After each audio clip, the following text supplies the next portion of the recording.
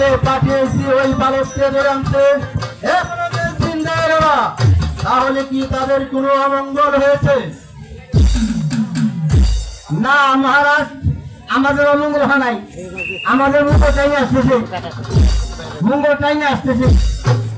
তাই না, তাই তাই তাই তাই মঙ্গল তাই না, তাই তাই তাই তাই তাই তাই মঙ্গল টাইম এরছে। হাই গুনাবা মহারাজ, সেই সময় কেমন করেছি?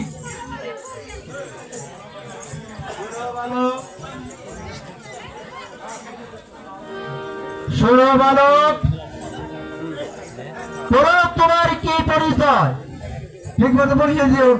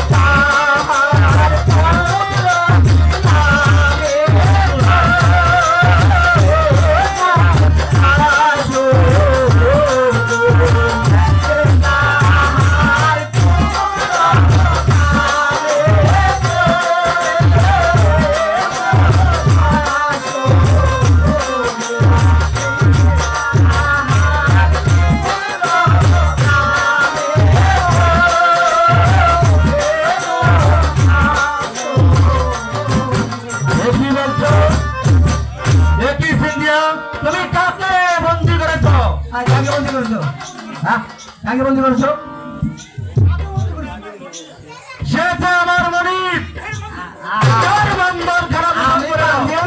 আমি জানিও না।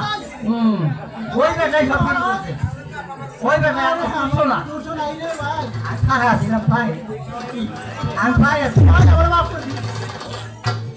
মাপ তোমার বলবো, মাপে খেয়ে আছে।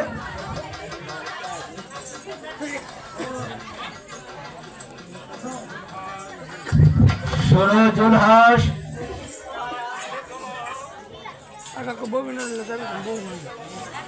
তুমি আমার গৃহে চলো। আমার গৃহে যে আমার একটি কন্যা আছে পাঁচতলা, তাহাকে বিবাহ করে তুমি ওই রাজ সিংহাসনে বসে রাজত্ব করো, আর আমি দুটি নয়ন ভরে দেখি।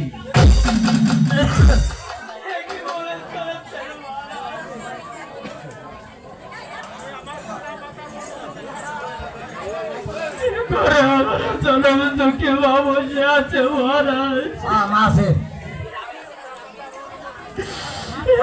সেই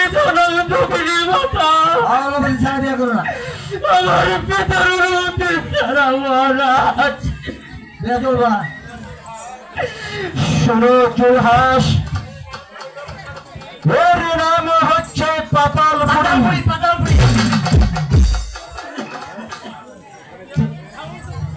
তুমি আর কোথাও যেতে পারবে না জুলহাস। মহারাজ পাতালপুরি,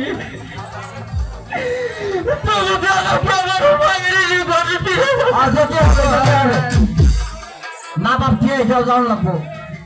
আপনার বাটনে বিয়ে করে আমরা বসে যাই তারা বলেছে আমার মাথা আমার পিতা আমার পিতা আমার মাতা কেঁদে কেঁদে তাদের তুঝে বন্ধ করে হাস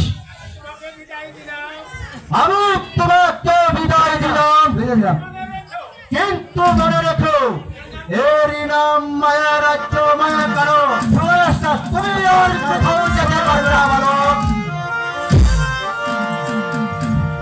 মহারাজ এই মহামায়া রাজ্য তবু যে আমাকে আমার সেই দেশে যেতে হবে মহারাজ আপনি আমাকে হাসি মুখে বিদায় দিন মহারাজ। আমি তোমাকে হাসি মুখে বিদায় দিলাম কিন্তু মনে রাখবেন এর নাম মায়া রাজ্য মায়া কেন তুমি আর কোথাও যেতে পারবে না। খোদা আমার পিতা মাতা আমার জন্য দুটি পড়ছে রয়েছে তুমি আমার সহায় থেকো